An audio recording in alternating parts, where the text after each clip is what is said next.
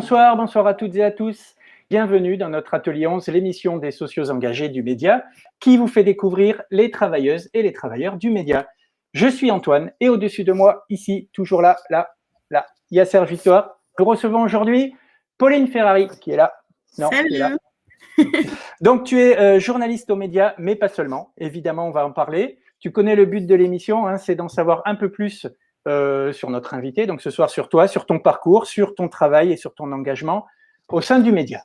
L'émission se déroulera comme d'habitude en deux parties. La première partie où on va éplucher ton parcours jusqu'ici et on fera une deuxième partie d'émission sur ton travail aux médias, sur ton engagement et puis sur d'autres thèmes puisqu'on a eu quelques questions pour toi lors de la préparation de cette émission sur tes domaines de prédilection. On va pas s'ennuyer. Okay.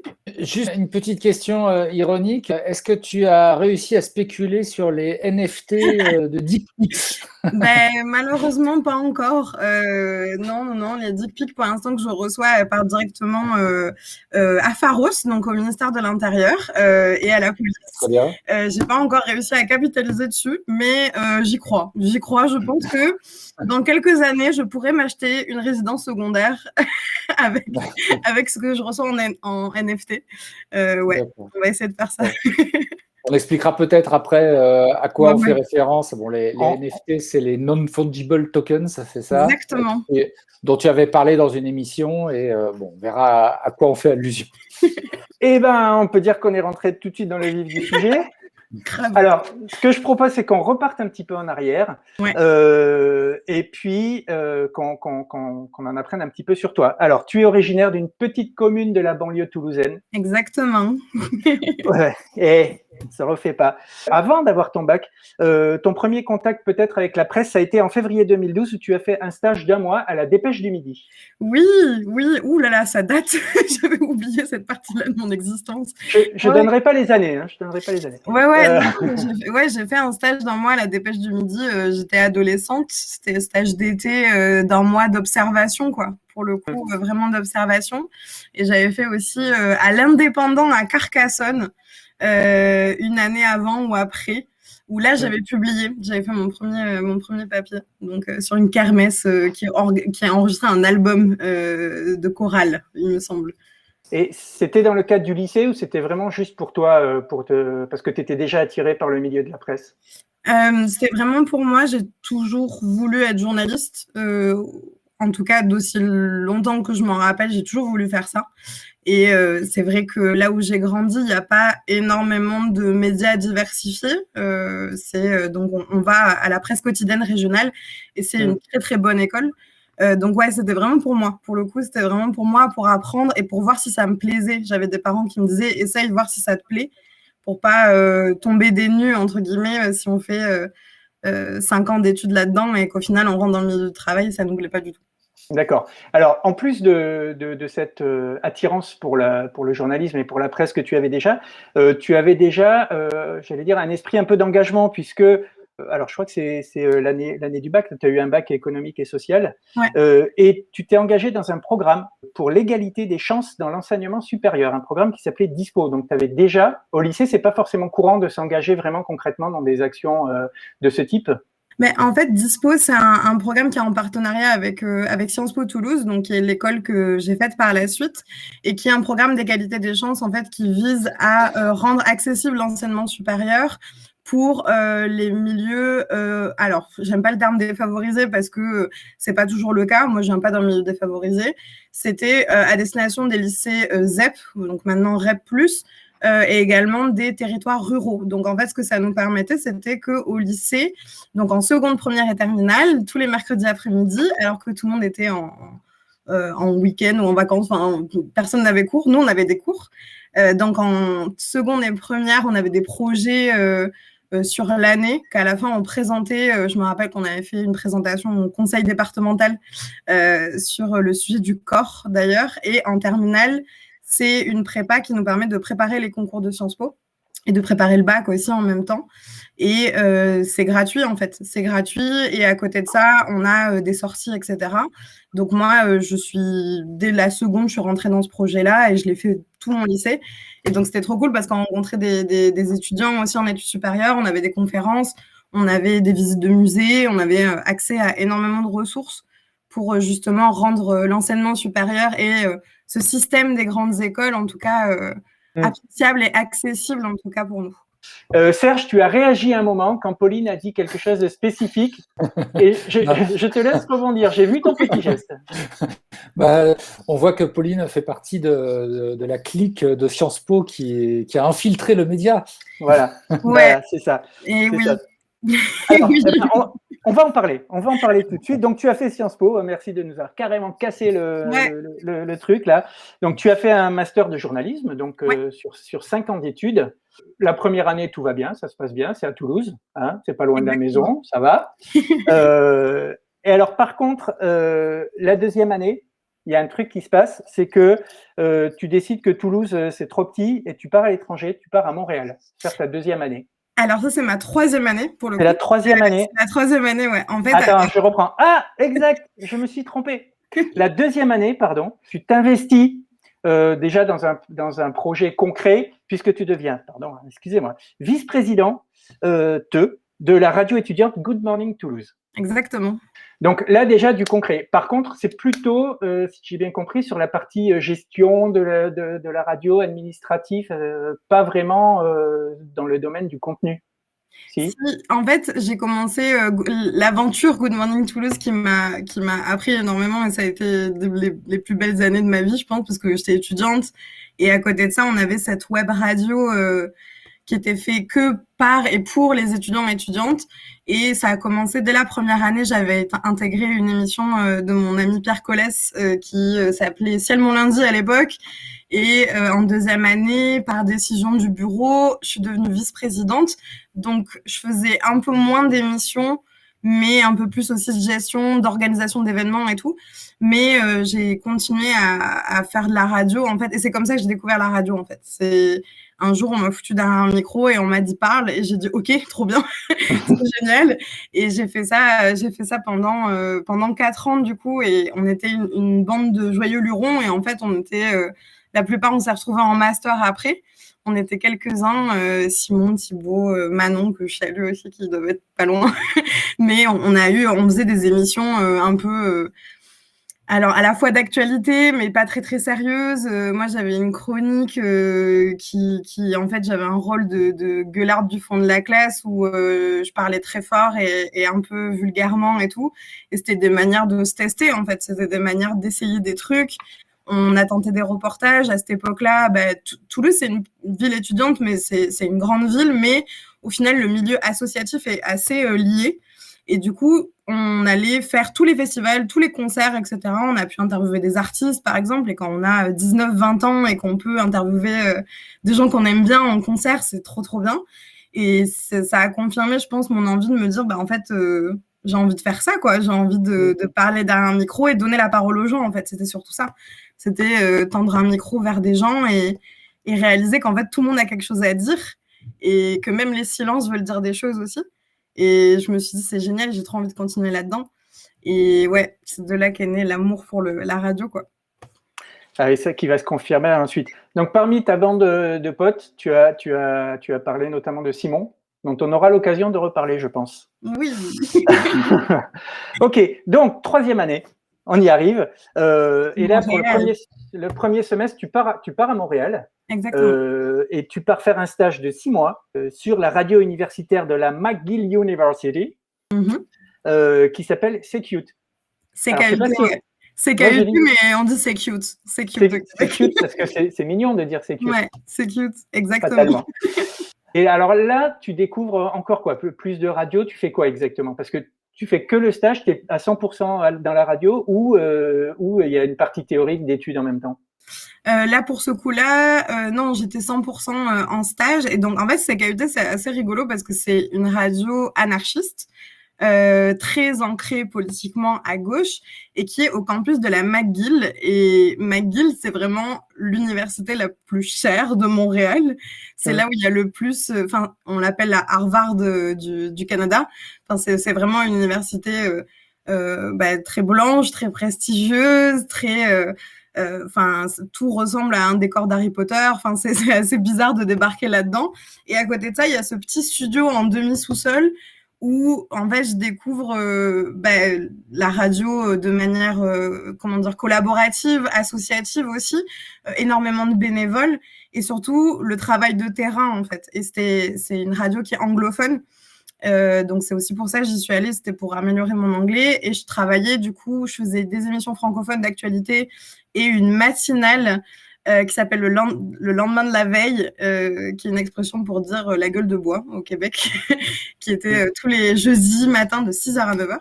Et donc j'ai appris l'animation, le reportage, c'est-à-dire que les 2-3 premiers jours, on m'a filé un micro, on m'a dit il y a des manifs anticapitalistes, tu vas y aller. Il y a des manifs pour le droit des femmes, tu vas y aller. Et en fait, j'ai passé 6 mois où je rentrais le soir avec l'odeur de la lacrymo sur les vêtements. Et j'ai appris à courir vite.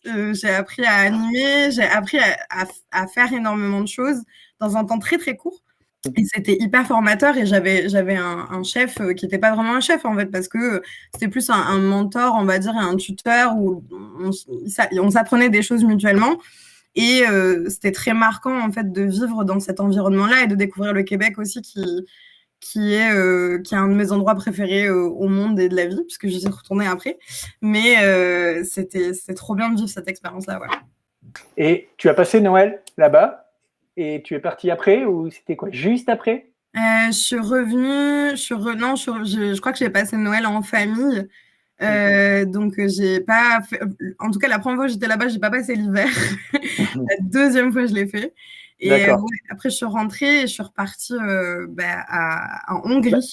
Voilà, dis-le, fais le boulot, vas-y, continue. Là, et à Budapest, donc tu vas, alors c'est le deuxième semestre, on va dire, de la 3e année. Ouais. Donc, c'est pour la licence. Tu pars 6 mois à Budapest dans le cadre du programme Erasmus. Exactement, ouais. Pourquoi Budapest? Parce que, a priori, on a tous plutôt envie d'aller à Barcelone. En fait, ce qui s'est passé, il y avait une part d'économique là-dedans, parce que, en gros, mes parents m'ont dit tu vas aller faire la folle de l'autre côté de l'Atlantique. T'es mignonne, mais par contre, le deuxième semestre, tu pars pas loin parce que il y avait des raisons financières aussi là-dessus. Et aussi, il y avait quelque chose où l'Europe de l'Est, ça m'a toujours beaucoup intéressée. Et je me suis dit, pourquoi pas? Et le programme, en fait, parce qu'à chaque fois en Erasmus, on est dans un programme universitaire. Moi, j'étais du coup à la faculté de sciences sociales. Et les cours m'intéressaient de ouf. Et j'ai eu des super cours pendant 6 mois. Et je sais pas, la Hongrie, ça avait un truc un peu mystérieux où, oui, voilà, les Erasmus à Barcelone, en Italie, je voyais ce que ça pouvait donner. Et en fait, arriver en Hongrie, ça a été un petit choc culturel quand même parce que je parlais pas du tout le hongrois. Je le parle toujours pas d'ailleurs, c'est de pire langue à apprendre. Mais c'était très intéressant et puis il se passait énormément de choses au niveau européen. Et à ce moment-là, c'était vraiment une année très intéressante en termes d'actualité et en termes de traitement journalistique. Et d'avoir envie d'être journaliste dans ce contexte-là où on voyage aussi, où on bouge, c'était hyper intéressant et hyper enrichissant aussi. Et les cours étaient en quelle langue? Étaient en anglais. Budapest, c'est fait. Erasmus, la licence, c'est dans la poche. Tu retournes à Toulouse pour la 4e année. Eh ben oui, il faut quand même. Hein. et là, pour le coup, Good Morning Toulouse Again, la radio, que tu continues évidemment. Et là, tu découvres que l'info n'est pas un long fleuve tranquille. Oui, exactement. C'était une émission qu'on avait montée avec mon meilleur ami Pierre, qui est journaliste maintenant aujourd'hui aussi. Donc, c'est assez rigolo. On s'est suivis dans ces pas-là. Et en fait, notre idée, c'était de parler d'infos, mais de manière moins sérieuse. On a tous les deux été beaucoup influencés par les Guignols, par Groland, par énormément de trucs comme ça. Et je pense qu'on avait envie de communiquer aussi cette version-là, mais version radio. Et surtout, moi, ce que j'aimais beaucoup à cette époque-là, et un truc que j'aime toujours, c'était faire découvrir la radio à des gens qui savent pas trop si ça leur plaît ou pas. Et du coup, nous, on était en Master 1, et du coup, on avait avec nous des gens qui étaient un peu plus jeunes, qui avaient quelques années de moins que nous, et où on leur disait, c'est votre espace, vous testez des trucs, et testez des choses, et on voit si ça fonctionne ou pas. Et du coup, oui, il y a eu l'info n'est pas un long fleuve tranquille. On avait fait une émission pour les présidentielles aussi, parce que c'était l'année des présidentielles. On avait invité des jeunes de partis politiques aussi. Enfin, on avait essayé de créer tout un truc autour de ça. Donc, on avait essayé de faire un truc un peu plus sérieux que ce qu'on faisait avant. Et c'était une super bonne formation. Ouais. Et donc, arrive la dernière année. Et là, direct, tu repars faire l'année complète, cette fois, à Montréal. Ouais, exactement. Et là, alors, j'ai noté que tu retournes chez C'est Cute Radio. Ouais. Tu reprends le lendemain de la veille. Ouais. Tous les jeudis matins. Mais en même temps, tu vas sur, alors je sais pas comment on dit, hein, CIBL Radio. CIBL et CISM, ouais. J'étais sur 3 radios en même temps, ouais. C'est ça. Alors, on a le temps d'étudier ou il n'y a plus d'études et là on est pile poil dans le professionnel déjà? Ben, en fait, c'était une année assez particulière parce que c'était ma dernière année d'études et donc je faisais un double diplôme entre Toulouse et Montréal. Donc à Montréal, je faisais un DESS en médiaculture et nouvelles technologies. Et donc j'avais des cours. En vrai, j'avais des cours, c'était assez exigeant. Et à côté de ça, j'étais sur 3 radios. J'avais un travail aussi étudiant à côté, au Théâtre national du Canada. Et j'ai essayé d'avoir une vie sociale à côté. Ouais, c'est une année où j'ai pas beaucoup dormi, mais c'était trop cool. Et en fait, je me suis, pareil, au Québec, je me suis fait une bande de copains où on aimait tous la radio, sauf qu'on était tous sur des radios un peu différentes. Donc du coup, ouais, j'avais repris le lendemain de la veille parce que c'était une émission que j'aimais beaucoup et j'aime beaucoup le format des matinales. En fait, j'adorais être debout à 3h du mat et arriver au studio à 4h30 avec un grand truc de café comme ça en me disant ok, jusqu'à 9h t'es là. Et après CIBL, j'avais un peu participé à la matinale aussi. C'était plus professionnalisant pour le coup parce que c'était une bande de pros, vraiment de journalistes on va dire professionnels, et donc ils m'ont appris énormément de choses. Et à côté de ça, il y avait CISM où pareil, on avait une émission de géopolitique avec les copains où du coup moi je m'occupais un peu de tout ce qui était Europe de l'Est parce que j'aimais beaucoup ça, et Europe de l'Est. Ouais, donc ça a été une année ouais, assez intense en vrai. Voilà, sans compter que tu avais un stage de fin d'études à faire. Exactement. Et que pour le coup, tu l'as pas fait dans une radio, ouais. Mais tu l'as fait plutôt dans un magazine multiplateforme, qu'on va dire, qui s'appelait Planète F. Oui, ouais, absolument. Et la question, c'est est-ce que Planète F existe encore? Parce que visiblement, sur le net, depuis 2018, c'est-à-dire depuis que tu as fini ton stage, silence radio, j'allais dire, pour le coup. Ben, même au-delà de ça, parce que ce stage s'est arrêté ce média s'est arrêté pendant mon stage. Donc, j'ai pas pu finir mon stage là-bas. Il y a eu des problèmes financiers qui ont fait que ce média a dû cesser son activité alors que j'étais en plein milieu de mon stage. Donc, ça a créé énormément de problèmes pour énormément de choses. Mais oui, en effet, en fait, ce que j'ai réalisé aussi en étant au Québec, c'est que en France, on a une diversité de médias absolument incroyable. Et je pense qu'on s'en rend pas trop compte quand on vit là et qu'on a été éduqué à cette culture-là médiatique.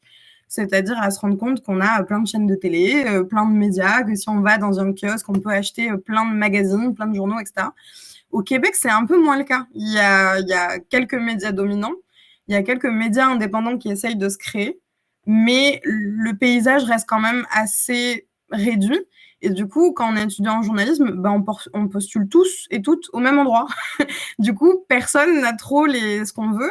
Et puis, postuler à Radio-Canada quand on est française comme moi, c'est pas trop possible dans le sens où c'est très compliqué quand même de parler d'un pays dans lequel on vit depuis 1 an. On ne connaît pas la culture, on ne connaît pas tous les acteurs politiques, économiques, etc. Il y a la question de l'accent aussi. Pour le coup, quand on est au Québec, c'est nous qui avons un accent chelou. C'est pas... Voilà, donc il y a toute cette question-là. Et du coup, Planète F, c'était un magazine donc multiplateforme web sur l'éducation et la famille.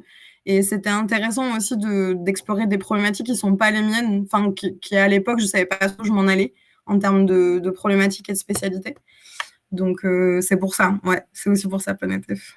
Oui, alors justement, tu l'as dit, jusqu'ici, il n'y a pas de thématique de tech, de féminisme, de sexualité. Pour l'instant, il n'y a pas de tout ça encore. C'est un parcours, on va dire, autant tu savais que tu voulais faire du journalisme, autant pour l'instant, jusque-là, tu n'avais pas encore vraiment trouvé tes thèmes de prédilection.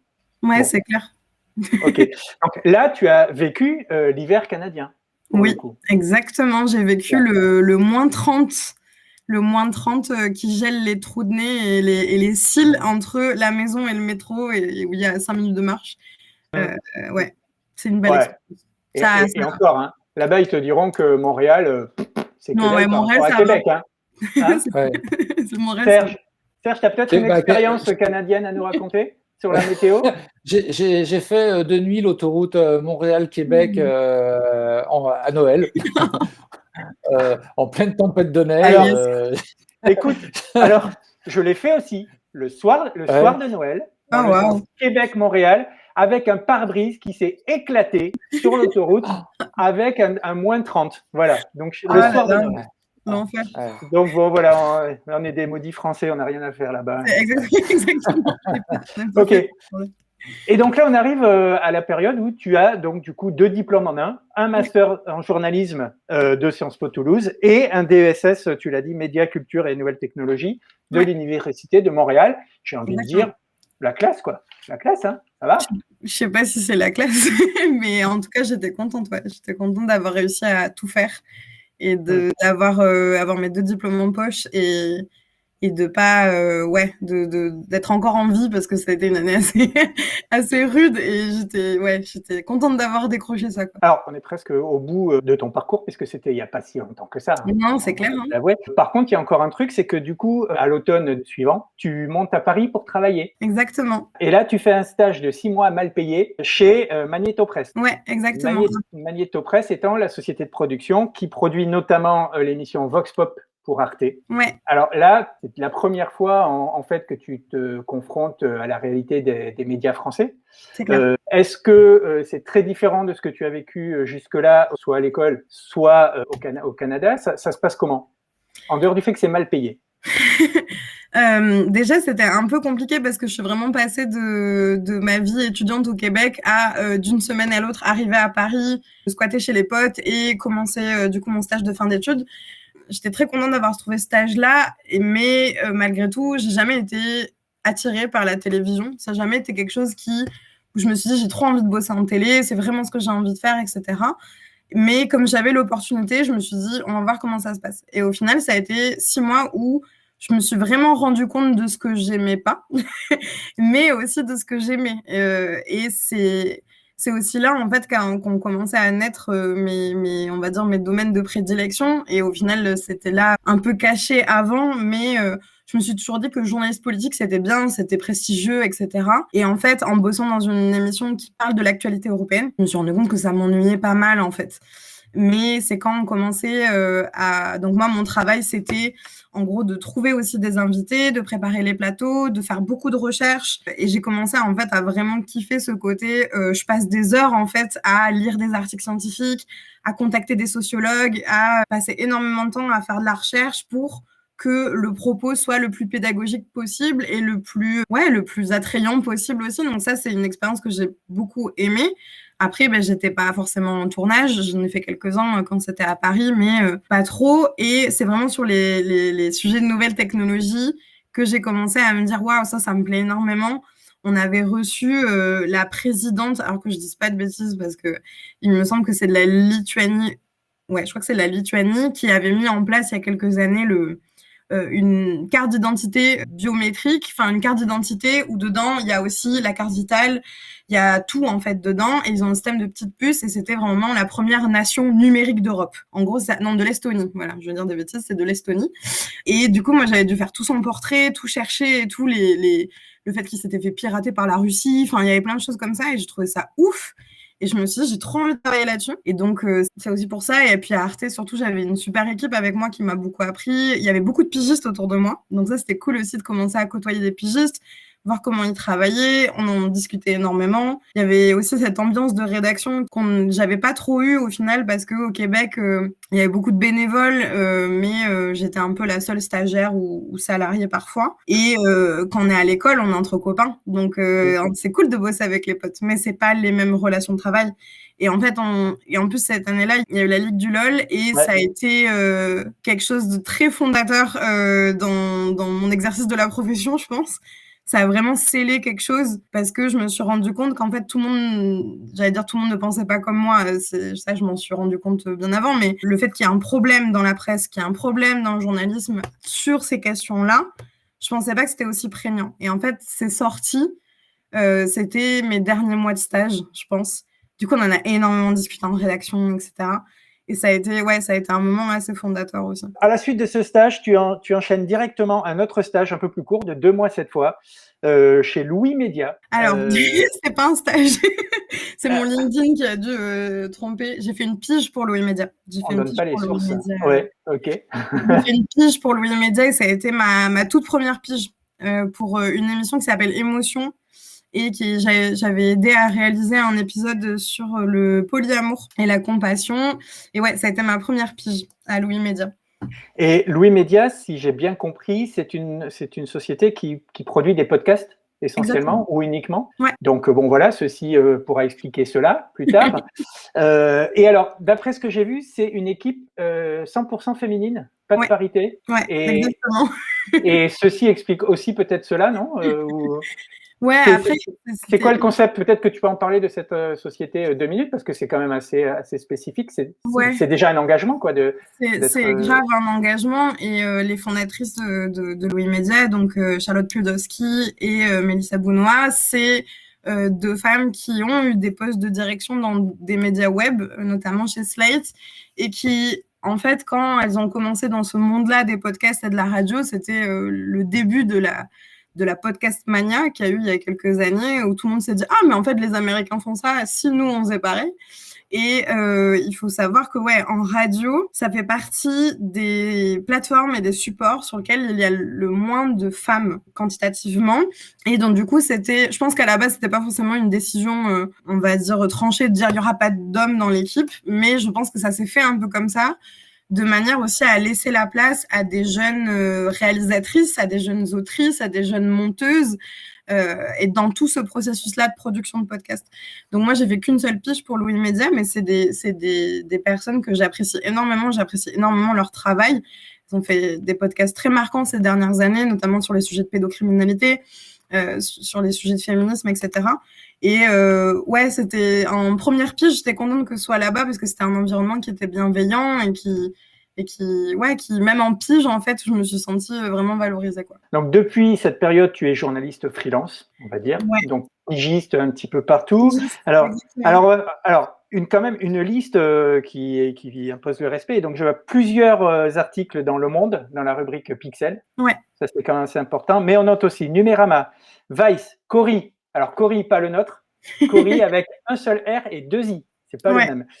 Combini Techno, Combini News, Tétu, Chute, Ouzbek Erika, Les Inrocks. Ça va encore, hein. Et alors toujours avec un sens du titre. J'en ai relevé quelques-uns parce qu'il y en a plein. Alors je vous les livre comme ça commence. Alors pourquoi les Skyblogs cartonnent encore en 2020? Alors là, le coup de massue, il est surtout dans l'information que donne ce titre, pas dans la forme du titre lui-même, hein, parce qu'effectivement, on ne voit pas. Mais alors, Internet nous rend-il triste? Et si votre psy était sur TikTok? Excellent. Sur Instagram, l'art érotique libère les corps. Des sorcières sur les réseaux sociaux. Je suis robot sexuel depuis 30 ans, etc., etc., etc. Alors bravo pour le sens de la formule, hein, parce que merci. Que dans les titres, ça donne envie d'aller voir la suite, quoi. Donc on en est là quasiment aujourd'hui. On a juste oublié de parler d'un truc, c'est le média. Mais avant d'en parler, on va parler encore un titre qui va bien pour ceux qui savent, pour les sachants.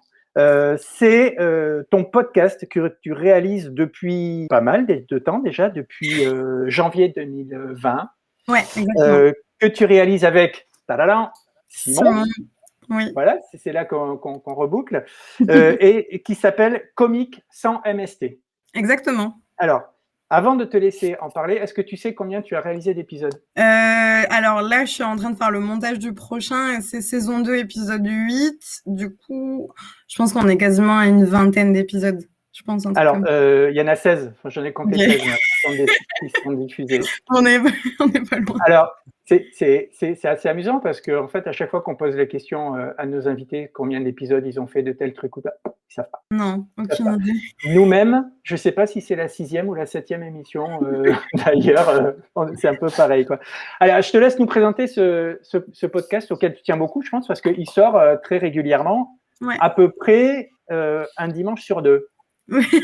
Alors ouais, jusqu'en septembre, on était à un dimanche sur 2, on était en bimensuel, et là, depuis septembre, on est en mensuel pour des raisons de taf et aussi de qualité.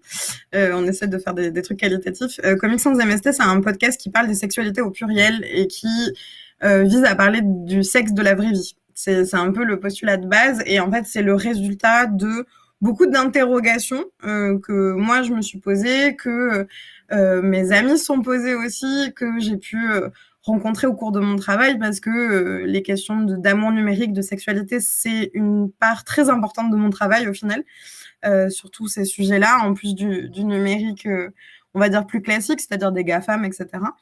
Et Comics sans MST, c'est vraiment une exploration autour de ça, c'est-à-dire que chaque mois, on prend un thème et on essaye d'avoir plein d'intervenantes là-dessus, et que ce soit sur des sujets comme les applications de rencontres, comme sur le BDSM. Là, on est en train de faire un épisode sur le corps et les complexes, et du coup, par extension, les questions de validisme, par exemple, les questions de drag queen aussi. L'épisode du mois de juin, a priori, ce sera qu'est-ce qu'être un bon coup, et du coup, avec toutes les injonctions à la sexualité qu'on peut avoir. Enfin, il y a énormément de choses à déblayer là-dedans. Et nous, notre objectif, c'est d'être un espace bienveillant sur lequel on pose des questions que nous-mêmes, on se pose dans notre vie privée, parce que le privé est politique. C'est une des bases du féminisme aussi. Et on essaye vraiment d'aller dans cette réflexion-là et d'avoir plein de gens de plein d'orientations sexuelles différentes, qui ont plein de modes de vie différents, qui essayent de vivre leur sexualité de manière différente. Et c'est cool. Et c'est un podcast qui est 100% bénévole. Enfin, on fait ça pour nous. Et si on regardait, on a un Instagram, mais on pose quasiment pas dessus, parce qu'en vrai, on est très mauvais en com. En tout cas, moi, je suis très mauvaise en com, et on le fait vraiment pour nous, quoi. Et ouais, Comics sans MST, c'est un peu le bébé, quoi. C'est un peu le bébé qu'on fait, même quand il pleut, même quand on n'a pas envie, on le fait parce que c'est important, quoi. Du coup, tu disais que tu n'étais pas bonne en com, mais tu as quand même réussi à te faire repérer par le média, puisque si j'ai bien suivi, c'est le média qui t'a contacté. Exactement. Pour te proposer du boulot. Alors, donc tu es pas si mauvaise que ça en com.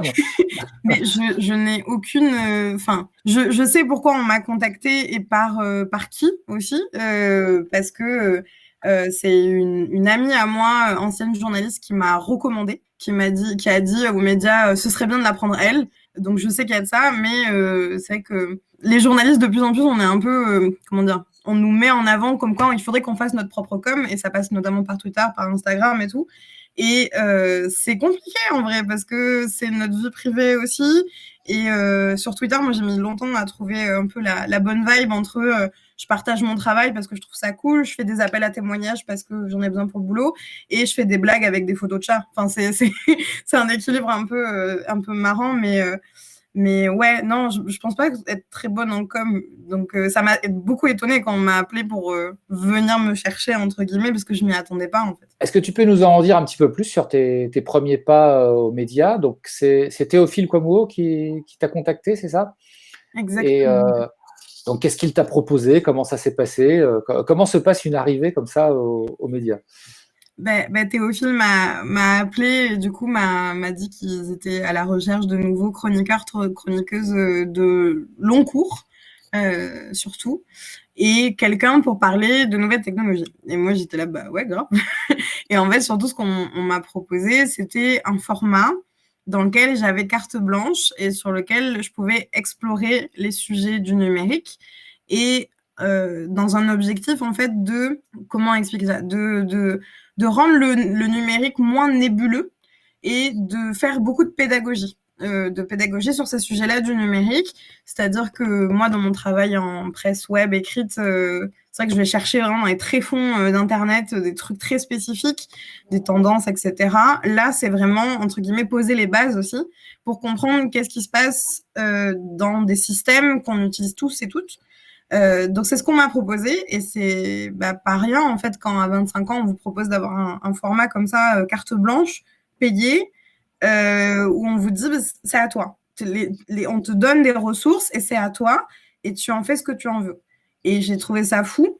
J'ai pris quelques jours de réflexion parce que c'était beaucoup d'informations d'un coup.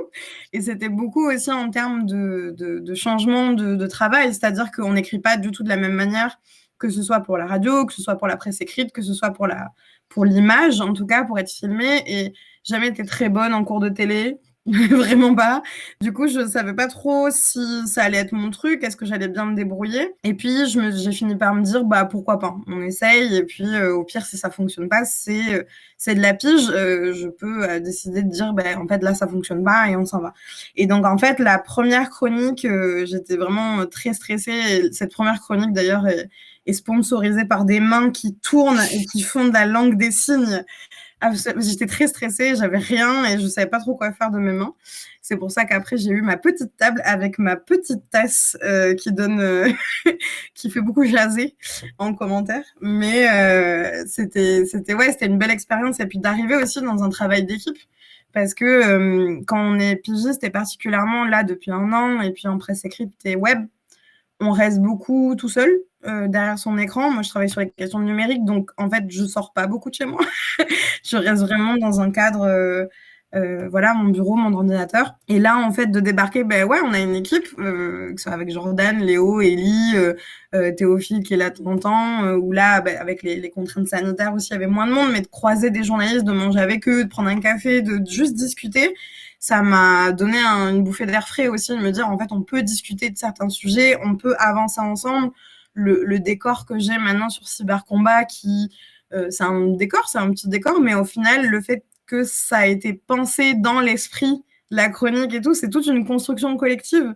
Et donc, c'est trop chouette, quoi. C'est trop bien d'avoir cet espace-là de liberté et c'est vraiment très différent de ce que j'explore d'habitude. Donc, c'est complémentaire, en fait. C'est vraiment complémentaire avec ce que je fais dans d'autres articles ou dans d'autres parties de mon travail. Alors, ce décor, justement, parlons-en peut-être. La première émission que tu as faite, c'était le décor classique du média, donc dans l'émission d'Intérêt Public qui avait été lancée par Théophile. Et puis, alors c'est là qu'il y avait les mains qui s'agitaient un peu. Mais, soit dit en passant, on en a parlé de ça sur le forum, le coup des mains. Personne n'a jamais fait ce genre de réflexion sur des journalistes hommes ou sur la taille de la barbe du stagirite. C'est vrai que tu as eu un traitement là qui est peut-être symptomatique. On va y revenir, mais ouais. De quelque chose. Hein. Bon, parce qu'au-delà du jeu de main dans cette émission, il y avait quand même du fond dans ce que tu disais. Enfin, il y avait un travail journalistique qui était conséquent, quoi. S'attacher à ce que tu faisais de tes mains en présentant cette rubrique, c'est peut-être le reflet de quelque chose. Du coup, l'émission d'après, qui s'est appelée Cybercombat, qui était la première donc de cette rubrique séparée finalement d'Intérêt Public. Là, il y a eu un nouveau décor avec un fond vert. Alors, ce fond vert, il a été trouvé, raconte-nous un petit peu l'histoire, par qui? Mais en fait, je suis arrivée pour mon tournage. On savait qu'on devait refaire un décor et justement rendre Cybercombat indépendant, on va dire, des autres émissions et du coup créer aussi toute une identité autour de Cybercombat, c'est-à-dire que les gens se disent « Ah, là, je regarde cette meuf qui va nous parler de ça ». C'est un peu l'objectif. Donc, il y a des facteurs, en fait, qui font qu'on reconnaît. Donc, il y a la tasse, il y a le petit ordi qui est sur le bureau, et puis le fond vert, au début, j'ai pas trop compris. Et après, j'ai compris que ça servait, voilà. Et c'est toute une manière aussi pour Bérénice, qui fait le montage, et qu'on embrasse parce qu'elle fait un taf de ouf, permet de mettre des petits chiffres derrière moi, de pouvoir mettre des articles. Et c'est un grand travail aussi d'illustration et de pédagogie, de justement avoir cet immense tableau blanc qui est un fond vert pour le coup, mais qui permet de mettre énormément de choses. Et du coup, ce décor, ça a été un peu de « Ah, ok, on met ça comme ça, on teste, en fait, c'est vachement bien. Pauline, assieds-toi, est-ce que ça marche? Oui, ok, nickel. » Et donc ça a été un travail de Léo, d'Ellie, de Jordan aussi, on a essayé de mettre ça, et au final, là, maintenant, c'est bon, on a trouvé un rythme, voilà, on met un petit livre en avant, souvent, qui est quasiment toujours lié à la problématique de l'émission. On a ce petit ordi avec des stickers avec marqué vivre vieux, vivre mieux. Il y a plein de petits Easter eggs, comme on dit dans les séries américaines, moi j'essaie de faire gaffe aussi de la manière dont je m'habille. Des fois il y a des petites références, des petits pins, des petits trucs comme ça, parce que c'est des codes d'internet aussi, d'aller chercher dans l'image des références à ce qu'on dit. J'ai noté que l'autocollant Vivre mieux, Vivre vieux, là, il a été fait par Sébastien Marchal, qui a fait pas mal d'autres visuels militants surtout. Ouais.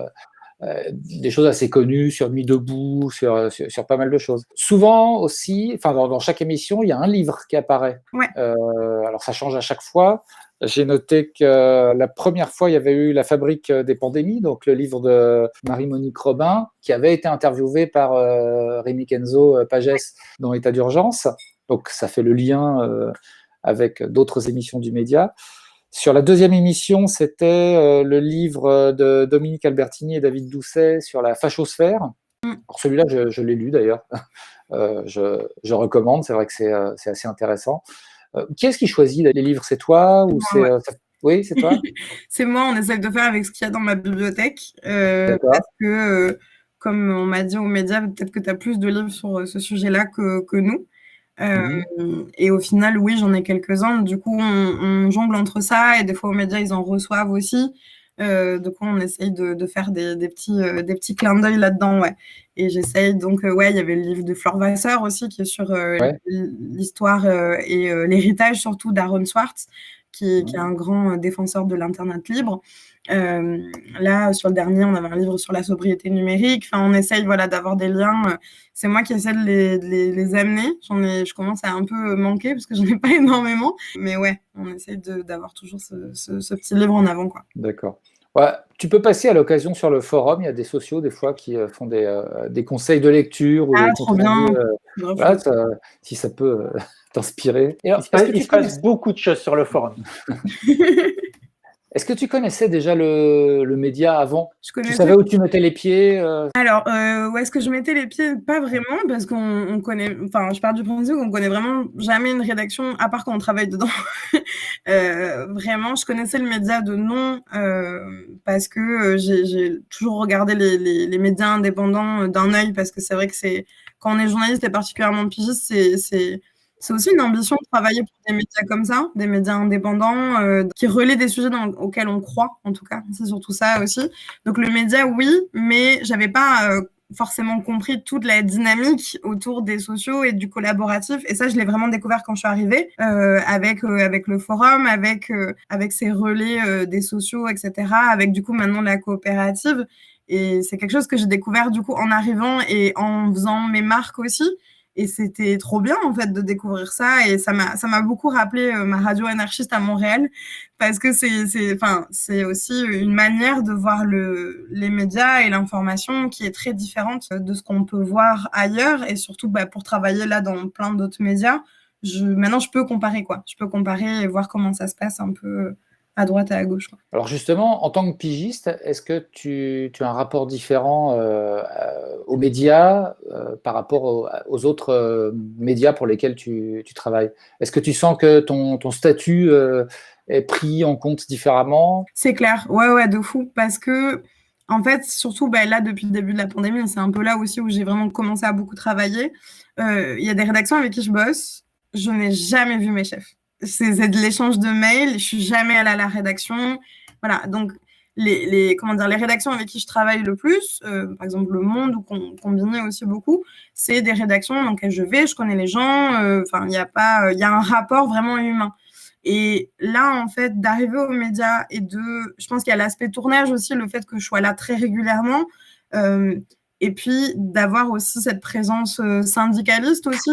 Il y a une vraie considération des pigistes et de la manière dont ils sont traités. Il y a une vraie discussion autour de ça. À la SDJ du média, Héloïse, elle est pigiste. Donc, c'est aussi une marque vraiment importante et symbolique de dire les pigistes sont des journalistes comme les autres, parce qu'il ne faut pas oublier que les pigistes, on est considérés comme étant en CDI. C'est juste que tout le monde ne respecte pas la loi. Mais en soi, on est des journalistes salariés, quoi. Et nous considérer en fait autrement, c'est juste un marqueur de domination. Et c'est-à-dire, c'est juste le fait de considérer que les pigistes sont une variable ajustable, qui sont la variable d'ajustement des médias. Et le fait de dire que quand il y a moins de moyens, hop, les pigistes, c'est les plus facilement, c'est les fusibles en fait qu'on fait sauter. Sauf que ça ne devrait pas être le cas. Donc oui, il y a une vraie différence de considération et à aucun moment donné aux médias, je me suis sentie comme étant une sous-journaliste ou celle qui était là de temps en temps mais on ne sait pas trop ce qu'elle fait. Enfin, il y a une vraie considération. Il y a le fait que voilà, j'arrive, j'ai mes heures de tournage, tout le monde me connaît, enfin, on se connaît les uns les autres. Il y a un vrai rapport de rédaction et c'est hyper appréciable en fait parce que, comme je le disais, être pigiste, c'est souvent être chez soi, seul et un peu parfois tourner dans sa tête sur son travail, quoi. Donc là, c'est cool d'avoir des retours aussi. À propos des pigistes, justement, et d'Héloïse dont tu parlais, il faut préciser que Héloïse, qu'on a reçue aussi ici, dans l'atelier 11, Héloïse a été élue coprésidente, c'est ça, de la Société des journalistes du média, donc la SDJ, alors qu'elle est pigiste. Alors, pour elle, d'ailleurs, pigiste, c'est un choix. On a reçu plus récemment aussi Marine, qui est pigiste également, et qui est peut-être plus dans une situation subie, on va dire. Et toi, alors, est-ce que tu trouves un intérêt à cette situation de pigiste? Est-ce que c'est un choix ou est-ce que c'est en attendant mieux, peut-être? À la base, c'était pas du tout un choix. Vraiment, c'était j'arrive dans le monde du travail, il n'y a pas de travail pour moi. Qu'est-ce que je fais? J'essaye d'en créer. J'ai eu un travail alimentaire pendant longtemps, pendant plus d'1 an et demi, en parallèle des piges pour réussir à avoir un niveau financier conséquent. Et, dans l'éducation, c'est ça? Ouais, j'étais animatrice périscolaire dans le 19e arrondissement de Paris, en REP. Et ce qui était une expérience trop cool. Enfin, genre, j'ai toujours beaucoup aimé bosser dans l'éducation. Et ouais, donc la pige, à la base, ça s'était un peu imposé. Et puis au final, là, plus le temps passe, plus, en fait, ça permet une liberté qui est assez incroyable. Et ça permet surtout de faire des choses que, je pense, des journalistes titularisés n'ont pas forcément le temps de faire. C'est-à-dire que, par exemple, là, je suis en train de travailler sur quelque chose qui sortira que cet été. Je vais y passer 2-3 mois. C'est pas quelque chose qu'on a forcément l'occasion de faire tout le temps. Donc là, c'est cool de me dire qu'en fait, je suis assurée, de me dire, là, je suis tranquille financièrement, je peux travailler sur ça pendant 2-3 mois. C'est génial. Et de pouvoir multiplier aussi les choses, parce que je pense pas que j'aurais eu l'occasion de faire une chronique sur YouTube et à la fois du podcast et à la fois de la presse écrite et à la fois de la presse web. Et enfin, c'est énormément d'expériences différentes. Donc, je pense pas rester pigiste, j'ai envie de dire, toute ma vie parce qu'il y a aussi une précarité et il y a une charge aussi précaire qui pèse sur les épaules des pigistes et particulièrement des femmes pigistes. Le fait c'est très stressant et je l'ai vécu de passer des nuits à se dire mais comment est-ce que je vais payer mon loyer à la fin du mois. Donc, cette charge-là, si à un moment donné elle pouvait un petit peu tomber pour un petit CDD, un petit CDI, histoire de se reposer un peu, c'est chouette. Mais l'indépendance que permet la pige est quand même assez incroyable. C'est pas souvent en fait qu'on nous dit sois autonome.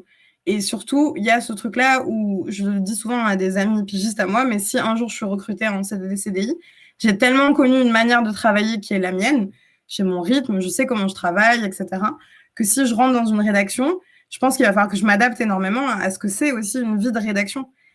Parce que maintenant, moi, j'ai un rythme où je fais mon planning et si j'ai envie de travailler tous les week-ends, je peux le faire. Si j'ai envie de bosser la nuit, je peux le faire.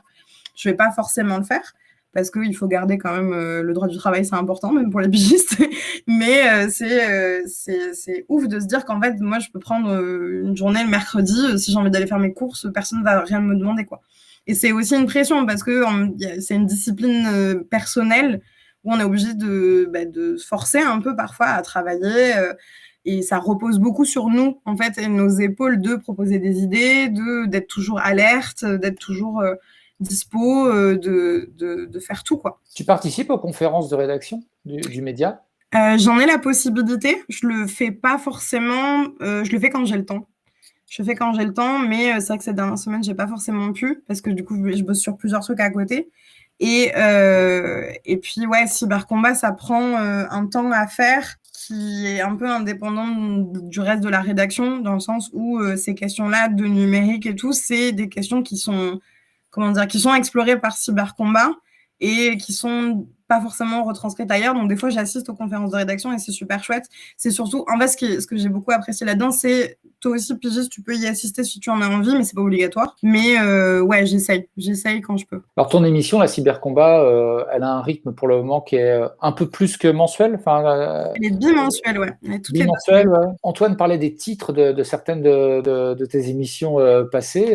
Là, il y en a certains qui sont accrocheurs aussi. Hein. Par exemple, il y a eu la première émission, je crois, qui était intitulée Métro, Boulot, Algo. Ouais. Il y a eu une émission aussi Internet rend-il les jeunes idiots? Ouais. Vaste question. Et les vieux dans tout ça. Après l'article écrit, Internet nous rend-il triste? Oui. Donc, ça rend triste et idiot. Elle est belle, la jeunesse. Pardon. Et donc, oui, alors tu vas continuer sur ce rythme à peu près bimensuel, c'est ça? Ouais, j'aimerais bien continuer sur ce rythme-là pour continuer à explorer parce qu'en fait, les sujets tech, il y en a beaucoup. Et ça tombe un peu sous le radar à chaque fois. Ça reste souvent des news un peu qui passent et c'est toujours intéressant d'avoir des formats comme ça où pendant 10-15 minutes, on se pose et vraiment on creuse le fin fond du sujet. Comme là sur l'écologie, celle qui est sortie, comme sur Internet rend-il les jeunes idiots, qui moi, un sujet qui me tient énormément à cœur aussi.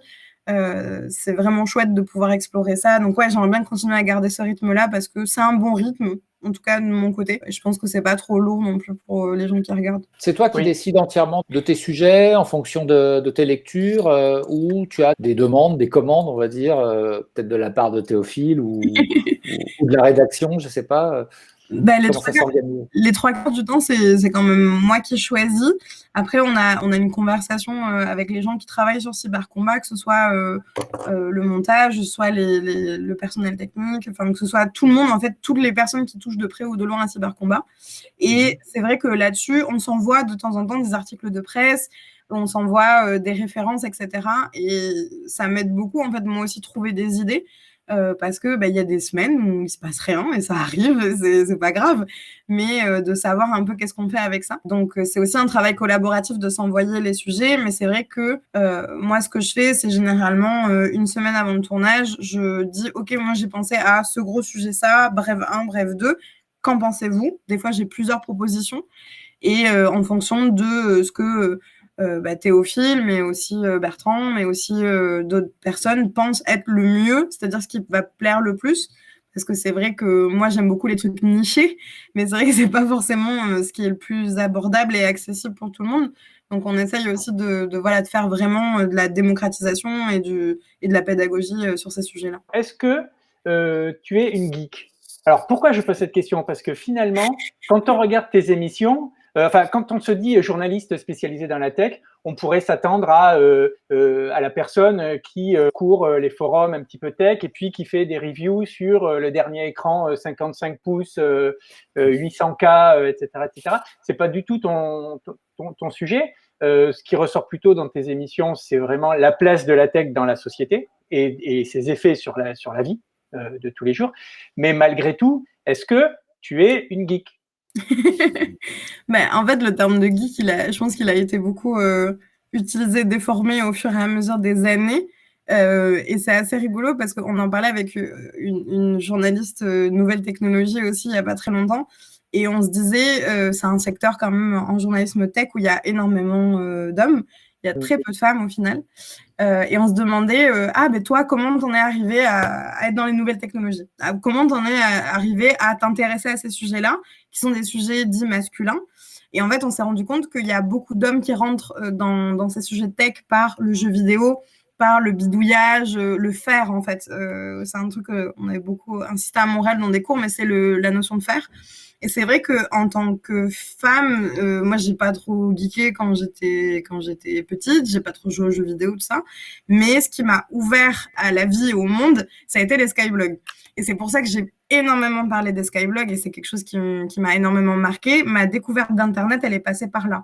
Et en fait, les skyblogs, c'est hyper intéressant parce que c'était une espèce d'époque un peu d'aura d'internet où on pouvait un peu bidouiller du code CSS, on pouvait un peu faire tout ce qu'on voulait, avoir énormément de personnalisation, c'est le début des selfies, enfin il y a énormément de choses en fait qui sont passées, qui sont cristallisées dans ces 5 années où les skyblogs ont explosé et qui ont marqué une génération entière de moins de 30 ans. Et moi, c'est comme ça que je suis rentrée dans les nouvelles technologies. C'est par les skyblogs, par les fanfictions, par tout cet univers de sous-culture Internet. Et c'est vrai que dans ma vie quotidienne, je ne suis pas une grosse geekos de ouf, mais je joue pas forcément aux jeux vidéo, etc. Mais de plus en plus, il y a des marqueurs, en fait, comme ça. Il y a des marqueurs.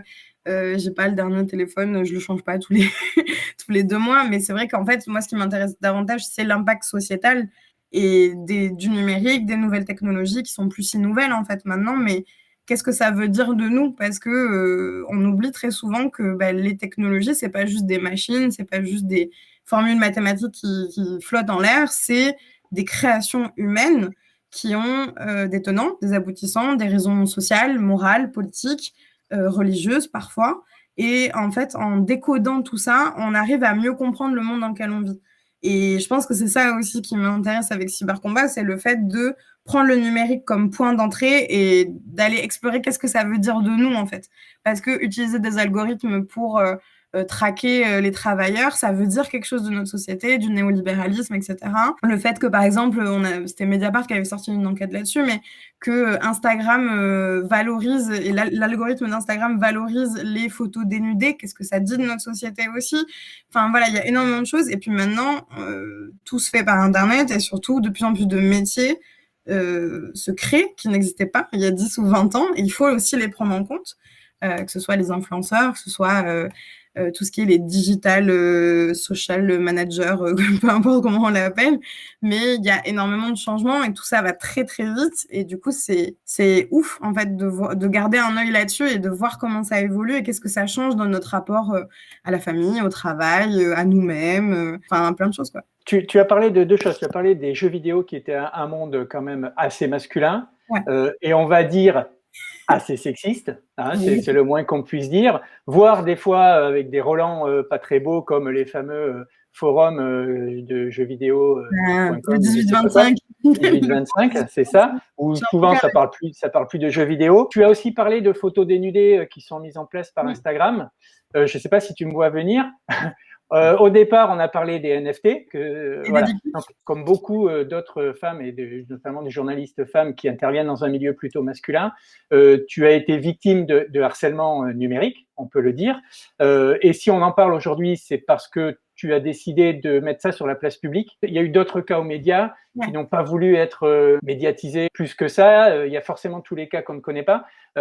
Pourquoi toi as-tu décidé de faire une démarche publique? Quel était ton objectif? En fait, à la base, il n'y avait pas, comment dire, c'est pas qu'il n'y avait pas d'objectif, mais la manière dont ça s'est passé, c'est que je venais de passer un super week-end et que je rentrais dans le métro tranquillement chez moi. J'étais trop contente, j'avais passé un super week-end et je vois que j'ai plein de notifications Twitter et je me dis, étonnant, un dimanche soir quand même. Et je me rends compte qu'en fait, dans mes messages privés sur Twitter, donc de manière non publique, donc il n'y a que moi qui peux le voir, des photos dénudées, des propos sexualisants et insultants. Voilà, il y en avait 5 ou 6 après en tout, entre ces messages-là et ces photos. Et c'est vraiment cette violence d'intrusion dans l'intimité. C'est vraiment ce truc-là, on est dans le métro tranquille, en train d'écouter la musique, on rentre chez nous, on ne demande rien à personne, et d'avoir cette intrusion, cette violence qui est dans son téléphone. Et en fait, sur le moment, j'ai même pas été choquée ou surprise parce que malheureusement, je travaille sur Internet depuis 2 ans déjà et c'est mes sujets, je connais bien ces sujets-là de revenge porn, de sexisme sur Internet, etc. Donc, je connais ces sujets et pourtant, ça m'affecte quand même.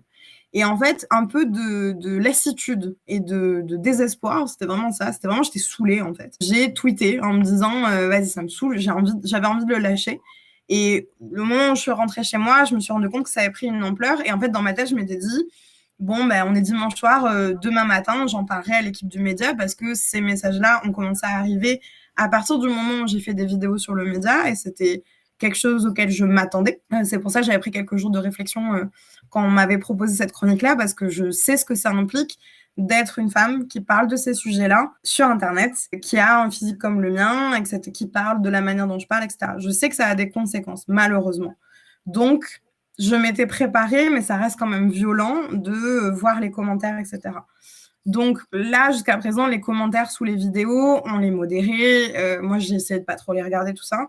Mais là, quand ça rentre dans une sphère vraiment très intime, très privée, où on m'envoie des messages à moi personnellement pour ça, là, non, c'est trop. Là, on a passé une barrière, en fait. Donc, j'aurais pu afficher ces mecs-là en question. J'ai passé mon dimanche soir à faire des signalements sur Pharos, voilà, et au ministère de l'Intérieur, et à la police, tout ça. Voilà, et en fait, ce qui m'a beaucoup, alors d'abord étonnée, et puis surtout qui m'a fait du bien, c'est de voir que le média m'a backup. C'est-à-dire que le média m'a retweeté, et alors, retweeter quelque chose, ça peut paraître rien, mais c'est très symbolique aussi de dire, en fait, on te croit, tu n'es pas seul, et surtout, si tu as besoin de quoi que ce soit, on est là. Et en fait, cette démarche-là, donc c'était dimanche soir à 20h, quoi. Moi, je me suis dit, mais j'en parlerai demain, il n'y a aucune urgence, tout ça. Et en fait, de recevoir des messages de soutien, donc de gens du média, de sociaux aussi. De sociaux aussi, voilà, et qu'on me demande, bah, est-ce que tu as besoin de quelque chose, est-ce qu'on peut faire quelque chose, est-ce que ça m'a énormément émue parce que dans d'autres rédactions, ça n'aurait pas été le cas. Et ça me serait arrivé dans un autre contexte. Je ne pense pas que j'aurais été autant soutenue. Donc, ça m'a fait du bien. Et je me suis dit, OK, là, je suis écoutée, je suis entendue sur ce sujet-là. Et ça va continuer à se produire. J'espère pas, mais je peux imaginer que ça va continuer à se produire. Pas de manière aussi violente. Mais sous les commentaires YouTube, sous les vidéos, on a modéré des trucs, mais c'est pas possible en fait. Et en effet, comme vous le disiez, à un moment, sur les vidéos de mecs, on n'a pas cette parole-là. On dit pas aux gens, on dit pas aux mecs qui parlent, ta barbe elle est pas assez taillée, t'es pas assez bien habillé pour passer à l'antenne, tu parles bizarrement, t'es trop gros, t'es trop machin, t'es pas assez truc. Et donc, du coup, tout ça, ça crée une autocensure aussi. Ça crée une autocensure, c'est-à-dire qu'à force d'entendre ça, on se dit, ça doit être vrai. En fait, ça doit être, d'une part, ça doit être vrai, et d'autre part, forcément, ça affecte notre travail. La semaine après où je devais tourner la prochaine chronique du média, après ce qui s'était passé, j'y suis allée avec la boule au ventre. J'y suis allée en me disant, ça va recommencer, ça va être un truc sans nom, en fait. Donc, je commençais vraiment à me poser des questions. Et en fait, une fois arrivé là-bas, tout le monde était super cool avec moi. On en a énormément parlé. Ça a permis de redescendre le truc. Et on en a beaucoup discuté pour essayer de mettre à plat, voir qu'est-ce qu'on pouvait faire en fait face à ça. Donc, on est encore en train de réfléchir à qu'est-ce qu'on peut mettre au sein du média en interne pour protéger les journalistes, que ce soit avant que ça arrive, mais surtout aussi quand ça arrive. Et que ces attaques-là, elles soient sexistes, qu'elles soient grossophobes, qu'elles soient racistes, parce que les femmes s'en prennent plein la gueule, particulièrement quand elles sont à l'écran, mais sont pas les seules. Il y a aussi des commentaires racistes, il y a aussi des commentaires grossophobes, transphobes, homophobes, etc. Donc, qu'est-ce qu'on fait dans le protocole, c'est-à-dire une fois que ça arrive, qu'est-ce qu'on fait pour protéger les journalistes? Et il faut savoir que je crois que c'est Women in Journalism qui fait des grosses enquêtes chaque année sur le sort des femmes journalistes et qui disait que les plus grandes violences que vivent les femmes journalistes depuis quelques années, ce sont des cyberviolences. Ça concerne 2 femmes journalistes sur 3. Donc, ces cyberviolences, ça peut être du harcèlement, ça peut être des messages injurieux, des appels au viol, etc. C'est quand même très grave. Et quand on voit la différence de traitement entre nos collègues masculins et nous, ça fait peur, en fait. Et je comprends aussi pourquoi il y a des femmes qui veulent pas parler derrière un micro, mettre leur physique sur Internet, parce qu'en fait, le ratio coût-bénéfice, coût-risque, est-ce qu'il vaut vraiment la peine, en fait? Est-ce que ça vaut vraiment la peine? Et moi, je me suis posé ces questions. Et je me suis dit, bon, au point où j'en suis, on va tenter. Et si c'est trop dur, j'arrêterai. Mais pour l'instant, ça m'a encore plus confortée à continuer à faire ça parce qu'en fait, on manque de différence de représentation dans les médias. On n'est pas assez de femmes. On n'est pas assez de femmes avec des physiques différents aussi. Parce que malheureusement, on choisit aussi certaines femmes journalistes pour leur physique. Mais ouais, être une femme grosse sur Internet, c'est aussi un acte politique. À partir du moment où en fait, on s'affiche, où on monte sa tête, où on connaît notre identité, c'est politique. Donc c'est dans la lignée de mon taf, quoi. Je pouvais pas ignorer ça et faire genre ça n'existe pas. Tu as tout notre soutien, en tout cas. Absolument. On a aussi tweeté notre soutien en tant que sociaux engagés. Absolument. Alors, on a reçu quand même quelques questions liées à ton domaine de compétences sur la technologie. Je suis pas sûr qu'on aura l'occasion de parler plus que ça de ton intérêt sur le féminisme, la sexualité, d'autres questions, les luttes sociales, etc. Malheureusement, on a quand même quelques questions. Alors, Tom, je sais pas, Tom qui a posé plusieurs questions, je sais pas si on va pouvoir toutes les passer, mais il y en a une qui concerne directement le média et le choix des technologies numériques, c'est-à-dire d'être principalement diffusé sur Facebook et sur YouTube. Donc du coup, la question qui est posée, c'est est-ce que le média, de ce fait, peut revendiquer une réelle indépendance, tant dans le contenu que dans la forme des productions, puisque on est toujours quelque part sous le couperet de YouTube ou de Facebook. La visibilité est liée aux algorithmes, avec des manipulations qui sont possibles. On a déjà vu des raids d'extrême droite ou de la fachosphère ou d'autres gens sous certaines émissions, c'était très clair, qui invisibilisaient les émissions. Tu avais eu une émission strikée aussi, je crois, par YouTube, pour une histoire de droit d'auteur, non? Un truc de France TV que j'avais mis qui était soumis au droit d'auteur. Voilà, c'est ça. Ou alors des émissions qui sont peut-être parfois abusivement réservées à un public majeur ou qui nécessitent une inscription. Enfin, bon, tout ça fait que du coup, le média perd une partie de son indépendance. Comment on pourrait faire mieux? En fait, c'est très compliqué dans le système dans lequel on vit parce que l'objectif principal d'un média, c'est de diffuser aussi de l'information, c'est-à-dire de toucher un plus grand nombre. C'est aussi pour ça qu'on fait un travail journalistique, c'est que pour que les gens nous écoutent, les gens nous lisent, etc. Le problème, c'est que dans le système dans lequel on est, pour diffuser cette information-là, il y a deux solutions. C'est soit se plier aux règles des GAFAM, c'est-à-dire diffuser sur Twitter, diffuser sur Facebook, diffuser sur Instagram, etc., soit aller complètement à contre-courant. Mais pour aller complètement à contre-courant, il faudrait avoir toute une communauté qui nous suivrait, et ça veut dire que, est-ce qu'au bout d'un moment, on ne fonctionne pas en groupe restreint ? C'est-à-dire qu'il n'y a pas de nouvelles personnes qui arrivent, etc. Il y a des manières, depuis plusieurs années, de réinventer le journalisme. Le média en est une preuve. La qualité de coopérative, c'est une preuve qu'on peut réinventer le système médiatique. Mais je pense que malheureusement, et je dis vraiment malheureusement, on n'est pas encore prêt aujourd'hui à pouvoir se détacher des GAFAM. C'est horrible, hein, parce qu'on est soumis à ces algorithmes, on est soumis à toutes les règles qu'on peut imposer, mais je pense qu'encore aujourd'hui, c'est impossible de faire sans eux. Et c'est dommage, parce qu'en fait, je suis assez persuadée, on l'a vu un peu avec Clubhouse, qui est une espèce d'entité comme ça, qui a essayé de prendre la place aussi et de se faire plus gros qu'elle ne l'est vraiment. Et en fait, le soufflet est retombé super vite. Donc, en fait, comment on peut faire pour avoir une information libre et indépendante et où les canaux de diffusion sont libres et indépendants? Je pense que c'est une question qui est un peu difficile à résoudre, en fait, pour l'instant. Et je pense que déjà, si les contenus sont indépendants, on est déjà plus loin que d'autres médias. Je pense qu'il y a déjà de ça, en fait. Déjà, si on est indépendant, on va plus loin. Et les canaux de diffusion, ça reste des canaux de diffusion. Ils sont pas neutres, on le sait. Ils ont des biais algorithmiques, etc. Je pense qu'à partir du moment où on le sait, on peut essayer de faire au mieux, quoi. Oui, parce que la solution Peertube qui est parfois envisagée par certaines personnes, y compris certains sociaux très militants sur le libre, quand on voit que certaines émissions sont proposées sur Peertube, elles font 10, elles font 15, elles font 20 vues, contre plusieurs milliers, plusieurs dizaines de milliers sur YouTube. Et sur Facebook, c'est moins visible. Donc, effectivement, il y a le militantisme et puis voilà, quoi, il y a la réalité. Une autre question, selon le Courrier international, 70% des jeunes affirment ne s'informer qu'à travers le fil d'actualité de Facebook ou de Twitter. Quels sont les avantages et les dangers d'une telle pratique? Et est-ce que ça rend idiot?